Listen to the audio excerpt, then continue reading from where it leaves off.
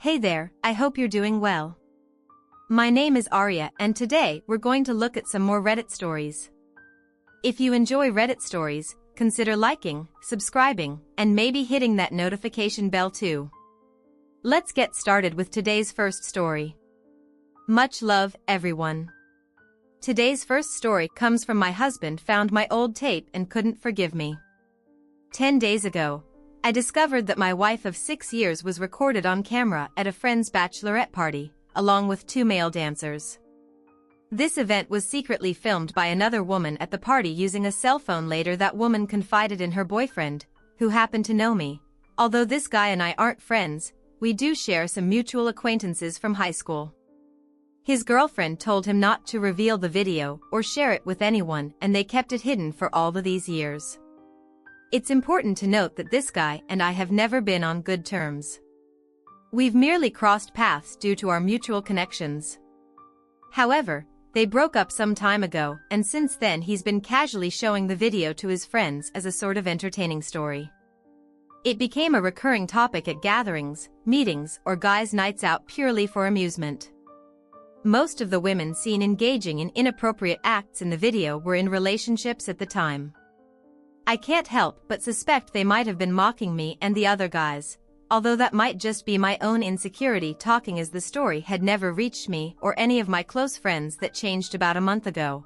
When one of our mutual friends had a drink with this guy, the conversation somehow steered toward the story, and he began joking about how his ex-girlfriend had recorded a group of girls going wild at a bachelorette party, including 2 dancers, getting involved with one of the women who happened to be my girlfriend at the time, and now my wife. Apparently he had trust issues with his girlfriend back then and kept a close watch on her activities. So she recorded everything as proof of her innocence, in case he suspected her of cheating. This led to her involving her friends to demonstrate to her then boyfriend that she was the innocent and virtuous one. According to our mutual friend, during this incident, all the women, including the one with the camera, went backstage into the dancers' dressing room. My girlfriend was the only one that went all in, not just BJ and flashing. She took on both dancers at the same time, in their dressing room, while her other friends gave BJ and flashing. She was being plowed by both dancers, while the other woman secretly recorded. About a month ago, my friend became aware of this situation and felt the urge to confide in me. However, he grappled with this decision, because he was well aware of my current happy marriage with her and he shared a close bond with both of us. He understood the depth of our love for each other, especially considering we have 2 young daughters together aged 3 and 5. 11 days ago, on a Friday, my friend reached out to me and expressed a desire to discuss something crucial. His tone during the conversation indicated the significance of the matter. I believed it was a substantial issue, possibly related to some challenges he was facing, and he needed someone to talk to. Over the years, our friendship, which began in high school, had been characterized by mutual support. The following day, we arranged to meet at a bar, and I noticed he was already there when I arrived. His anxious demeanor upon my arrival made it apparent that he was preoccupied with something, and I suspected it had to do with me rather than himself. I grew up in a tough neighborhood. I'm a big guy standing at 6'3". I've had a few run-ins with the law in the past, mostly related to my crew activities, which gave me a certain reputation. However, all of that is behind me now. Among my peers, I've always been seen as a natural leader, with many guys looking up to me. During my teenage years, I used to be quite aggressive and got into numerous fist fights, but going to prison a couple of times, getting married and having kids have transformed me. It's been over 8 years since I last got into any trouble. I'm less aggressive, now more composed and mature, especially since I have 2 kids and a stable job as a union electrician. I have a long history with one of my friends. We go way back to high school. I used to protect him from bully since he's a year younger than me now, at 29 years old and working a decent corporate job. Our social circles didn't overlap much anyway. When I took a seat at the bar, I could sense that whatever he had to say was about me. Judging from his body language, it made me quite anxious, so I turned to him, asked how he was doing, and inquired about what was bothering him. He replied that what he was about to tell me might seriously affect my relationship with my wife, but that he felt I needed to know. He didn't want me to find out years down the line that he knew something but didn't tell me. He felt it would be dishonest to keep this from me, and at this point I thought he should just go ahead and spill the beans. Then he dropped the bombshell a few weeks ago, while hanging out with some friends. One of them showed him a video from about 5 years ago. The video depicted my wife involved with 2 dancers in a dressing room. When I heard this, I couldn't believe it. I was flooded with emotions, like anger, confusion, and shame all at once. I had the urge to confront him, thinking it might be some kind of prank, but deep down, I knew it was true. I distinctly remembered the day my wife mentioned attending a bachelorette party for one of her friends 5 years ago. Back then, we had been exclusively dating for about 7 months, but hadn't moved in together. Yet my girlfriend came from a traditional Irish Catholic family, and she was exceptionally beautiful. I truly love my wife, so my initial reaction was to protect her honor and reputation in the past. The old me might have even confronted my friend aggressively for bringing this up. Maybe that's why the acquaintance didn't inform me earlier. Knowing I had a history of rage, I inquired if my friend had the video, and he claimed it was on his friend's phone. He said he only saw part of it, but I suspected he was lying because usually people don't watch just part of something like that. Tell us whether you find great excitement in this narrative. Press A if the video delighted you. If not, press B. Your comments really motivate me to compile more inspiring and significant narratives. However, that detail doesn't matter at this point. I realized my friend wouldn't bring me here just to play a cruel joke about my wife's affair. That would be extremely risky with someone like me, so I asked him how I could contact the guy with the video, and my friend said he could arrange something. I inquired if I could have the guy's phone number, and my friend stepped outside to make a call. We went outside together, and upon returning, he told me the guy wasn't answering but had sent a text. My friend assured me he'd keep me updated once he heard back. I initially wanted to leave the bar and immediately call my wife, but my friend advised me to take some time, think things through before doing anything rash. So I decided to stay at the bar and talk to my friend about my relationship with my wife, which had been great up to that point. I never expected her to be involved in something like this during the first year of our dating. She did show a bit of a wild streak, but I didn't realize how wild it was until now. After that first year, it seemed like she had turned her life around, leaving that party phase behind. However, she does change when she drinks. When we started dating, she was still in that party phase, but that's no excuse, because we were in a committed relationship when she attended that bachelorette party. Our relationship, like any other, has had its ups and downs. Her issues with alcohol were a problem at one point, but she got it under control, mainly because of our first daughter. While I was talking to my friend, he received a text from the guy and said he could share his number with me. I immediately called him and asked if we could meet so he could give me the video on a flash drive. He told me he was out of town and would return next week. I expressed my interest in obtaining a copy of the video and inquired about how much he wanted in exchange for deleting it from his phone or any other storage. I hoped he'd agree to delete it willingly, but he asked for $11,500. This was one of the reasons I never liked him. I managed to negotiate it down to $11,000. There seemed to be no reason for him to hold on to this video. My wife and his ex-girlfriend were no longer friends, and his ex-girlfriend likely wouldn't hold it against him. I think he was just being a jerk. However, I was glad he asked for money because it allowed us to create a legal agreement preventing him from releasing the video to the public, leaving me as the sole owner of the only copy. My aim was not only to protect my wife, but also my daughters and myself from further embarrassment. The thought of a tape of my wife circulating on the internet would be a significant embarrassment for my family. I wanted to control the situation as much as possible before dealing with my wife.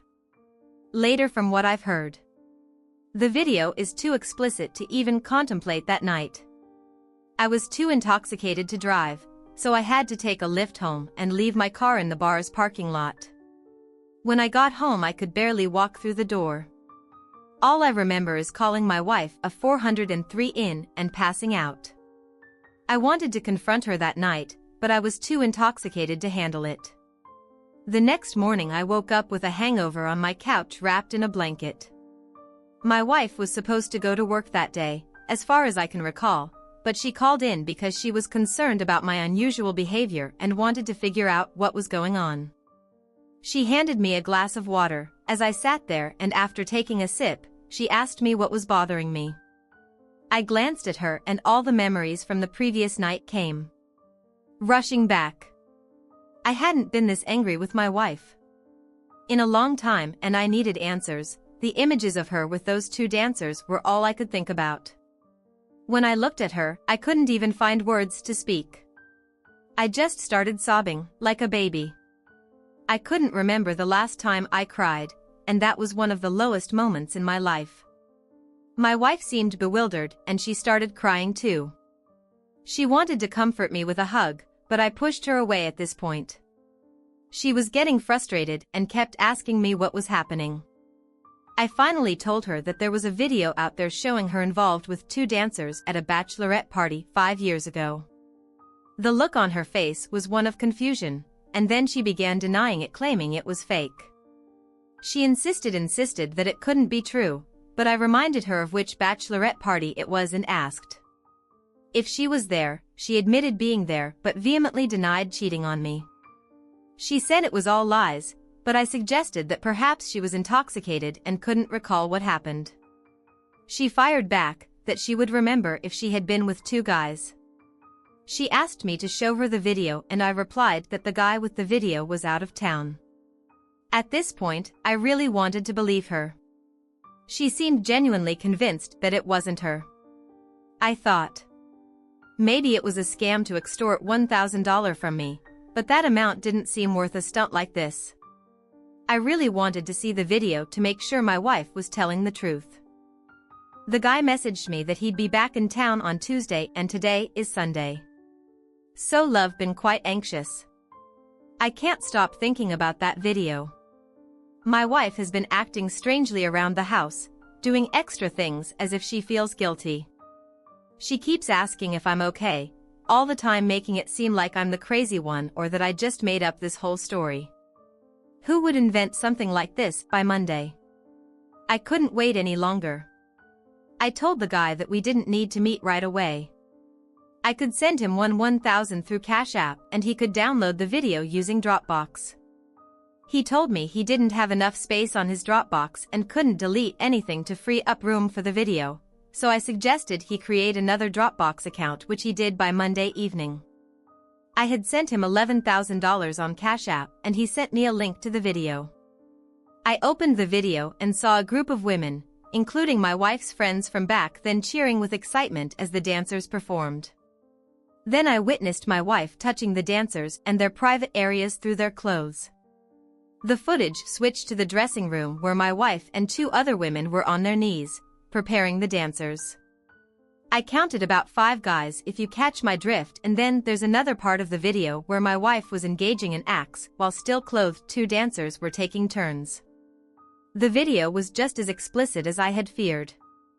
It looked homemade and poorly done, but it was undoubtedly her. There was no mistaking it. Her voice was unmistakable. This private moment that I thought was just between us was actually shared with total strangers. It seems like the dancers knew they were being recorded but didn't care. I'm not sure if my girlfriend and her friends were aware, because they never acknowledged it. She wasn't forced into anything. In some cases she was actively seeking attention and even taking the initiative. She gave it up to a bunch of guys she met that night, but the very first time I met her, she acted like she wasn't so easy. While I didn't get the sense that she was some sort of pure Mary when we started dating, she didn't pretend to be that way because she was a party girl at the time. She made me wait for about 2 months before our first intimate encounter. Now everything I thought I knew about my wife is being called into question in our current relationship.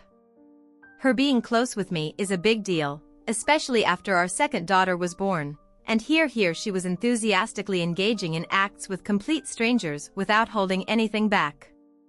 I just need to vent because I always believe there were special moments you share with someone you love, and it feels like that belief has burst like a bubble in my face.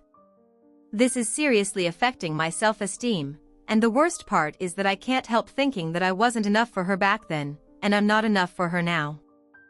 Nowadays I have a few extra pounds on me, but back then I was in good shape. I'd like to think I'm a good-looking guy, but despite that, she did this willingly with that guy. I'm curious if any of you guys in relationships have experienced something like this, because it can't have been just me. My wife, up until I saw this video, was almost perfect. A great mother to my 2 girls, takes care of me, and she's not lazy. Like most unfaithful wives I've read about on this site, she's completely traditional. Now, although I might not have said that when we first started dating, but she's grown into it over time. That's what makes it so hard to just walk away from all of this. Regarding your question about protection, they did use it, not that it really matters, but they were using protection and she was so into it that she probably wouldn't have noticed if they didn't. I remember how adamant she was about using protection the first time we were close, and it actually scored her some points in my book back then. This whole situation makes me wonder if our relationship, all this time, has just been a big lie. Maybe I don't really know who she is. Perhaps she had other partners I didn't even know about, because she could have sworn on her life that the person in the video wasn't her before I saw it. If I had just heard about the video and hadn't seen it, I might have believed her. She was that convincing. So now I'm wondering what else I'm believing that isn't true. When she came back home that evening, I connected the video to my TV, so she could clearly see it was her. I admit I went overboard because I was furious with her. I thought she'd show some remorse or beg for forgiveness, but no, it was like she had prepared excuses in advance. She even claimed that we weren't in an exclusive relationship at the time and went as far as saying we weren't even in a relationship. I fired back even if she was right about us not being exclusive at the time, though we both know she's lying. How is it normal to have closeness with 2 men like that? The person she portrayed to me and has been acting as ever since we met is not the same as the one I see in the video. Then she changes her story again, claiming that she was drunk and that alcohol caused them to take advantage of her. I pointed out that she was clearly a willing participant and there was no point in the video where she resisted. She countered by saying the video was doctored and didn't show the whole picture. She also blamed alcohol, but she might have been a bit tipsy. Yet she was fully aware her motor skills were normal and she wasn't slurring her words. She kept lying and making excuses. I didn't want to argue with her, but it felt like she was avoiding full responsibility. She was upset with me for bringing this up, stating that it shouldn't matter, because we were just friends with benefits back then, not in a committed relationship. She argued that it's in her past and asked how I'd feel if she held my past against me, claiming she accepted me for who I was. She questioned why I couldn't do the same for her. We've never had a violent relationship and I had never considered it, but the way she was dodging responsibility made me come close. I didn't want to wake up. My kids and I couldn't stand being around her that night, so I decided to leave the house with a few clothes and went to my coworker's house to cool off, because I didn't want to do something I'd regret, especially since I was already on probation. Update. I packed some of my regular and work clothes and went to stay with a single friend who's also a coworker. My wife kept calling me to come back home, but I ignored her calls. I knew I'd have to face the situation eventually, but I was too angry to be around her. She sent me texts about how I wasn't willing to forgive her for her past, comparing it to how she had forgiven me for spending almost a year in prison for aggravated assault and being on probation for 10 years, which has held me back in life. I didn't go to college, but my wife did, and she works as a physical therapist. Still, I earn more because I'm a union electrician during the day and take on additional projects, usually in the evenings and after work, which are quite profitable. I felt like our marriage had become a joke and I wasn't sure who she truly was. I'm not saying I thought I was marrying a perfect angel when I proposed to her. I knew almost everyone has some secrets, but this one felt like too much. I was aware she had a history when we got together, but I thought she was just like any other regular party girl. I remembered asking her how many guys she had been with, and she said 5, which was obviously a lie, because that was after the bachelorette party. I knew about 3 of her previous boyfriends and 2 short flings she had, so who knows how many more? I wasn't aware of. Still, a part of me believed that, despite all this, we still had a great relationship, but another part of me wondered what other lies she had told me at this point. I was deeply confused and my life felt like it was falling apart. I couldn't stay with my friend for too long, because I had electrical projects to work on and deadlines to meet. My house also served as storage and an office for all my equipment, so I couldn't hide out at my friend's place indefinitely. 2 days later I had to return home because I still had shared responsibilities as a dad and a contract deadline to meet. The thought of divorce or legal separation hadn't even crossed my mind. Yet I was still trying to process all the information. I felt deeply depressed, lost my appetite, and had a strong need to talk to someone. My dad has always been there for me in times of trouble, although when I was younger, I didn't often heed his advice, which got me into a lot of trouble, but as I've gotten older, I've learned to listen to him more. I decided to call my dad and share my situation with him. He was surprised because he too didn't expect my wife to be that kind of woman, although he knew she had a somewhat troubled past. Much like myself. My parents had grown fond of my wife because they believed she brought out the best in me and considered her a positive influence on my life. She had a knack for showing them the side of her that she wanted them to see, and she was quite good at it. Most people who knew her wouldn't think she was that kind of person. Unless perhaps you were one of her close friends. My dad has been married to my mom for 36 years, so he has some wisdom about relationships. He did mention that things were different back in their day, since women didn't have access to social media, which amplified their interactions with men and their means of seeking validation beyond their local area. Nowadays, women can attract attention from men all over the world through social media. I found out more about this when I checked my wife's social media accounts, but I'll talk about that later. My dad advised me to return home and be a stable presence in the household, especially for the sake of my kids. He suggested that I should listen to my wife in a non-judgmental way to reduce her defensiveness and consider reconciliation if she's willing to put in effort. He emphasized that the grass isn't always greener on the other side, and if my wife was able to deceive me, who's to say the next woman wouldn't do the same? He acknowledged that it would be difficult to forget what had happened, and if forgiving her became too challenging, I should start considering alternative plans. After talking with my dad, I felt more motivated to return home and confront this difficult situation. Hedon. When I returned home to take my daughters to school, my wife wanted to have a private conversation with me. I told her we could talk later that night, and it seemed like she had been crying for a while. Honestly, I didn't feel much sympathy for her because she hadn't admitted to doing anything wrong. I received a text from the acquaintance stating that he had deleted his copy of the footage and no longer had it. Since I couldn't verify this, I had to take his word for it. I also informed him that I would be sending him some legal papers as we had agreed upon that evening. My wife was already at home. When I returned, I was prepared for her to come clean and confess that she had cheated on me, essentially admitting that she had lied and presented herself differently at the beginning of our relationship. She was sitting on the balcony when I arrived, but even looking at her, I felt like I was staring at a stranger. The image I had of her before seemed to have shattered. I used to think that I was the only one with a troubled past, but at least everyone knows about mine, and I'm willing to take responsibility for it. When I got home, she was on the balcony. We usually spent time there. It was summer and the weather in Massachusetts is usually pleasant during that time. She greeted me when she saw me, but I didn't respond. I went inside, took a shower, and changed out of my work clothes. A few minutes later I joined her on the balcony with a beer in my hand. We sat there in silence for a few minutes. My plan was to let her speak and see what other lies she might come up with.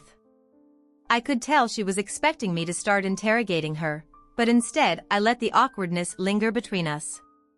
She began by apologizing for her infidelity, explaining that it happened during a different phase of her life.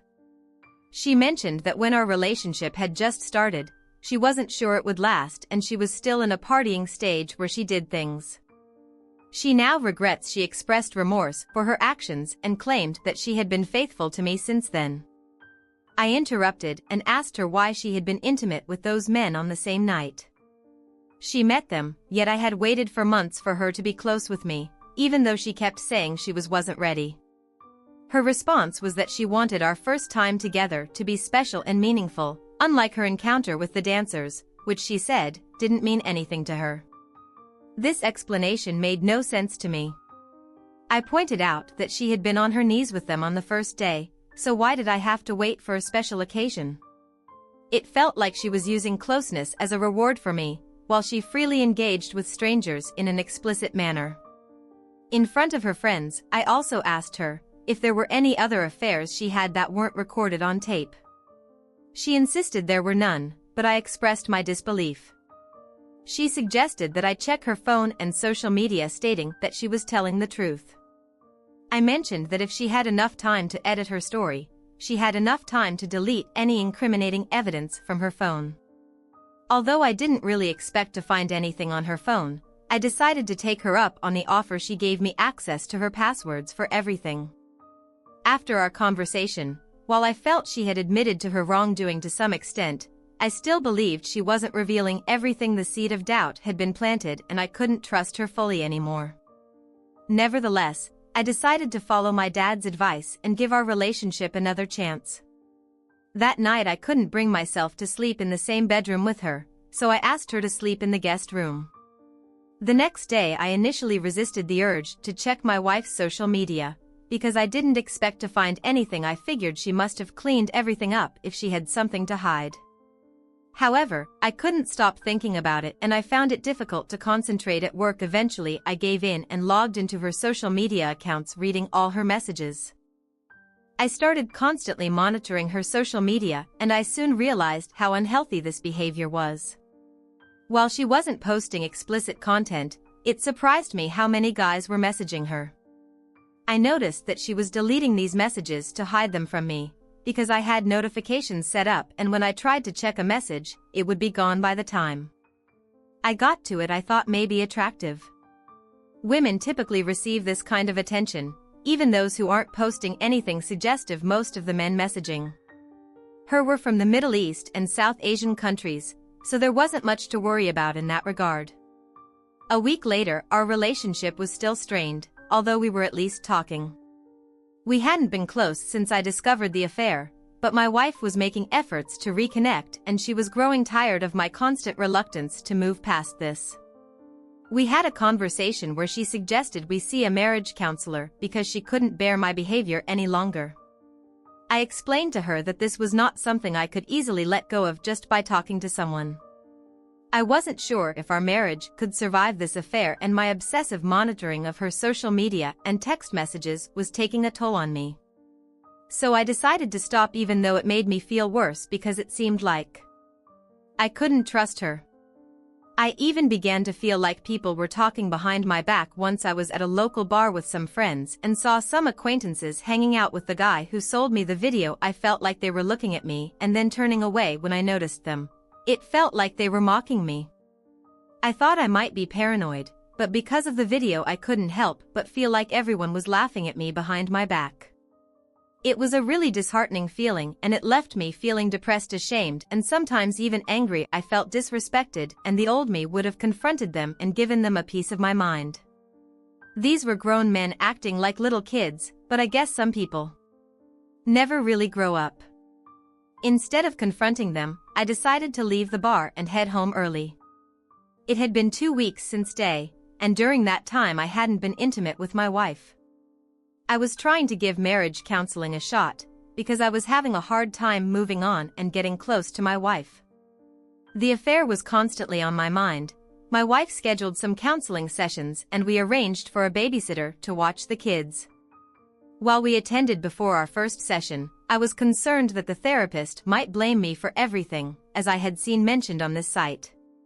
However, that wasn't the case. The therapist addressed my wife in a polite but direct manner.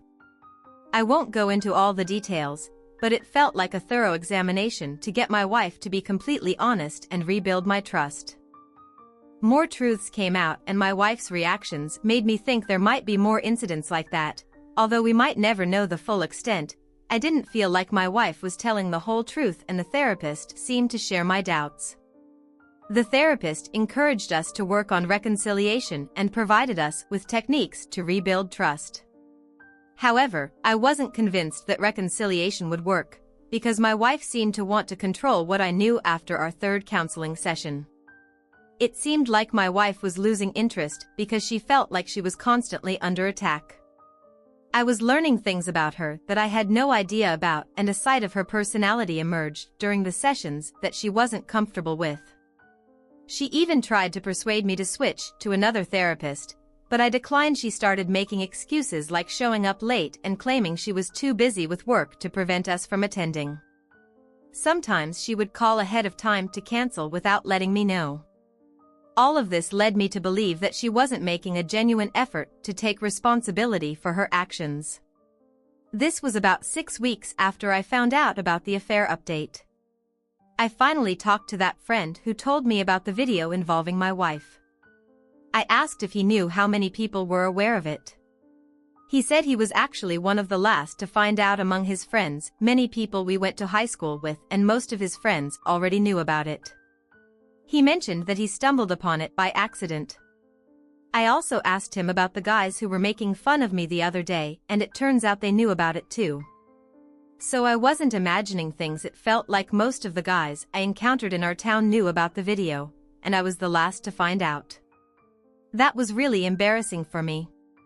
When I got home, I shared with my wife how much it bothered me that so many people had seen the video and there was a chance it might still be out there.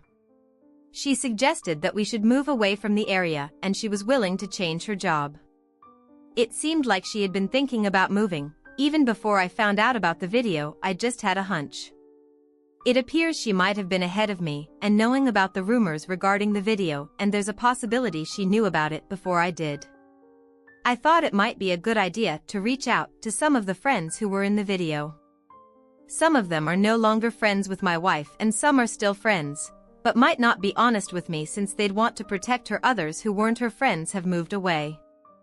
I tried messaging them on Facebook, but none of them have responded yet. Update.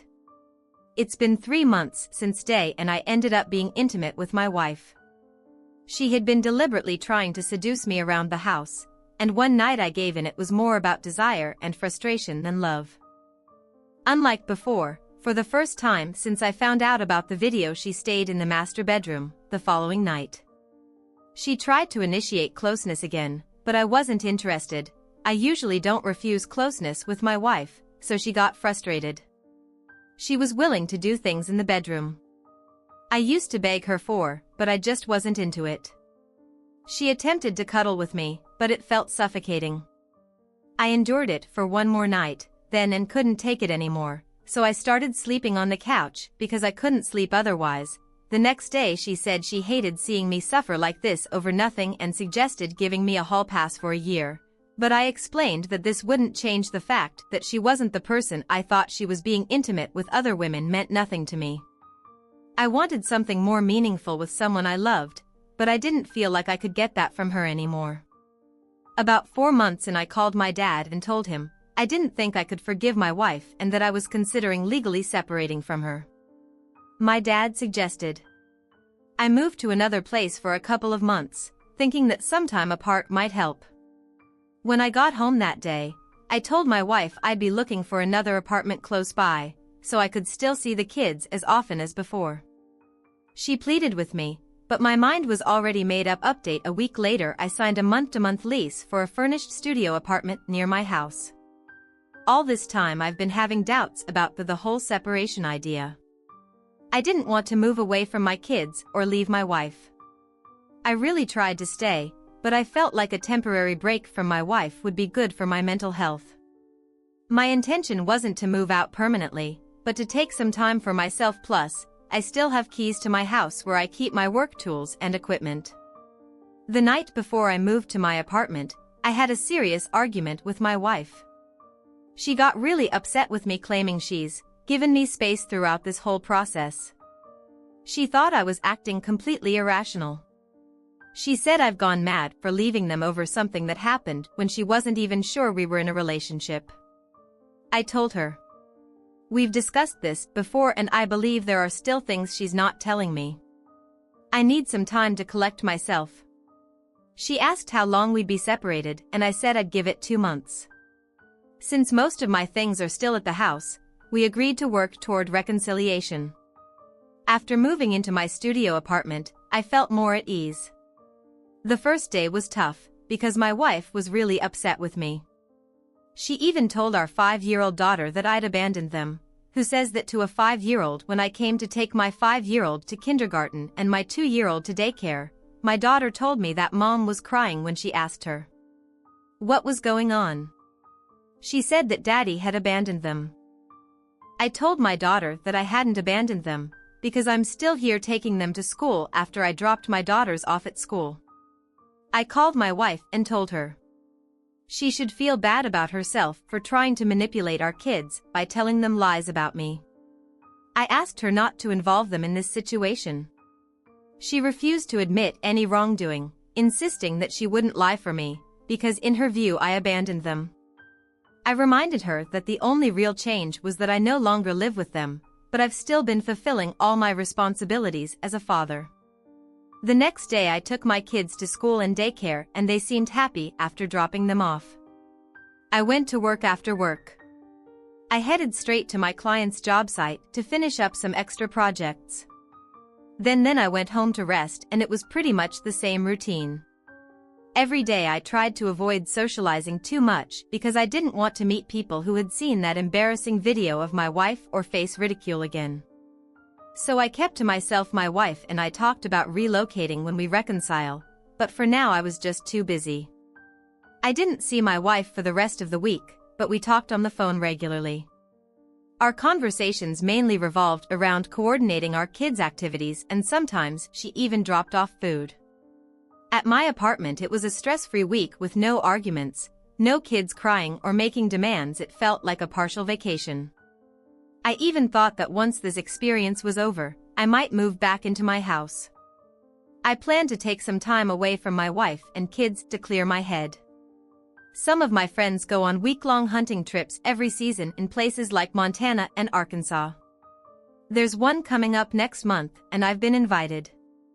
I've put it off before because my wife always found a reason why I shouldn't go and I usually agreed the prices can be steep, but my buddy secured a group discount for us. The hunting trip was still a month away, but I've already purchased my ticket. We'll be traveling in my buddy's RV and it promises to be a lot of fun. It's something to look forward to during these challenging times. The next couple of weeks followed a similar routine. However, in the middle of one week my wife called me because the dishwasher had broken down and she asked me to come and fix it. When I arrived at the house to repair the dishwasher, I was surprised the living room looked completely different. The only times I visited the house were to pick up my kids in the driveway and grab my tools for side jobs. My tools are stored in the basement and I usually use the basement entrance without entering the main living area, while fixing the dishwasher. I noticed that my wife had redecorated the living room.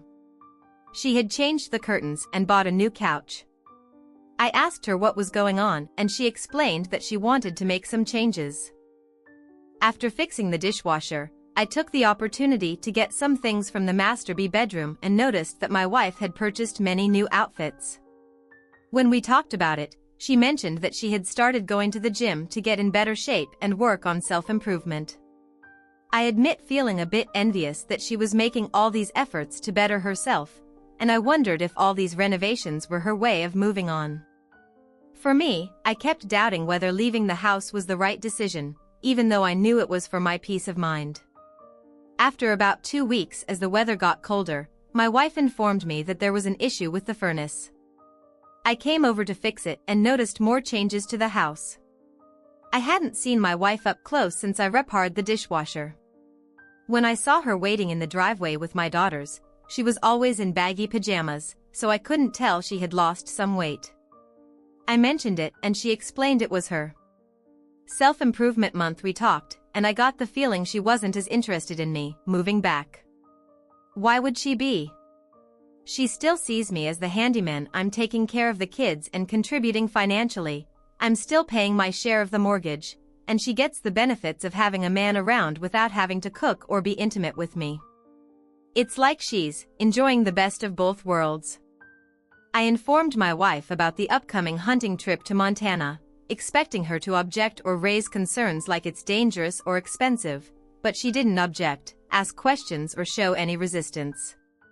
She was surprisingly easy to talk to, and that made me uneasy. I thought maybe she had moved on and didn't care. If I returned or not, that's the vibe I got from her. 2 weeks later, I went on the hunting trip with my friends, returned a week later, and picked up my daughters for school. That Monday, as I pulled into the driveway and opened the car door for my daughters, they seemed thrilled to see me. However, my 5-year-old asked if they were getting a new daddy, which struck me as a strange question. I reassured her that I wasn't going anywhere and asked why she thought they were getting a new daddy. She said there was a guy who stayed at the house. While I was away, I initially thought my daughter might have mistaken the man for my brother-in-law who used to stay with us. However, my daughter knows my brother-in-law well enough not to confuse him with someone else. I even asked her if she meant Uncle Jamie, but she insisted that the man's name was Jacob, a name I'd never heard before. I couldn't access my wife's social media or texts because she changed her passwords when I moved out. The name, Jacob, consumed my thoughts for the rest of the day. As I tried to recall if my wife had never mentioned him before my hunting trip, I noticed my wife was no longer enthusiastic about reconciling. She just wanted me to be there and fix things. I began to assume the worst-case scenario, that what my daughter said was true, and there was a man named Jacob involved with my wife romantically. I thought that if I acted unsure about Jacob, it would allow my wife to deny any knowledge of him, similar to her denials on the footage, where she tried to deny anything was happening and gaslight me. So I decided to visit her that evening. While my kids were asleep, I wanted to surprise her by showing up unannounced, but she didn't seem surprised, perhaps because she expected me due to my recent out-of-town trips. Our relationship remained cordial, although I sensed that the idea of reconciliation was losing momentum. We still operated under the impression that we should reconcile. I had the keys to the house, so I let myself in when she saw me. She asked if I was hungry, but I declined, expressing my desire to talk. We sat in the living room and I confronted her straight away about what I knew regarding Jacob and why she was having an affair. When we had agreed to work on reconciliation, I observed her body language closely to gauge her reaction. She ran her fingers through her hair nervously, a sign that she knew she had been caught swiftly. She lifted her head and explained that Jacob was a coworker. They had a close working relationship, and since I wasn't around, she had called him for help with household chores. I pressed her further, asking if this help extended to sharing our bedroom. She gave me a strange look and in a raised voice, I demanded an answer. She admitted that they had slept together twice, claiming there was nothing more. I didn't buy her story about just 2 times. I knew there was much more to it. I asked her how long this relationship had been going on, and she initially tried to deflect by saying that if I hadn't left her and the kids, this wouldn't have happened. I sensed she was avoiding the question. So I raised my voice again, insisting she answer. That's when she confessed they'd been emotionally involved for over a year and it had recently become physical. I reminded her that I had suspected something was amiss back when we were in marriage counseling, which was why she wanted to stop it. The therapist had seen through her lies and wanted her to come clean. In hindsight, I realized that I may have been deceived all along. I should have recognized that our relationship was built on a shaky foundation, as I didn't truly know who she was. I wonder how long their affair has been going on. I've read enough about infidelity to understand that a woman who had multiple encounters at a bachelorette party wouldn't be content with a simple, ordinary relationship like ours. I couldn't believe her claimed that the physical affair only occurred during my absence and because I was away. I sensed there was more to the story. I asked her how she thought we could proceed with reconciliation if she had been involved with this guy. For who knows how many years she didn't correct me, indicating that it was clear more than the 2 times she admitted she confessed uncertainty about her feelings for him. When I calmly asked if she loved him, I saw a brief hesitation in her demeanor. I stood up from the couch and told her it was time to stop playing games. I pointed out that a woman who had closeness with 2 dancers and engaged in such behavior in front of friends wouldn't have done it just once. I expressed my relief that she was happy with this guy and stated that I now had valid reasons for legal separation.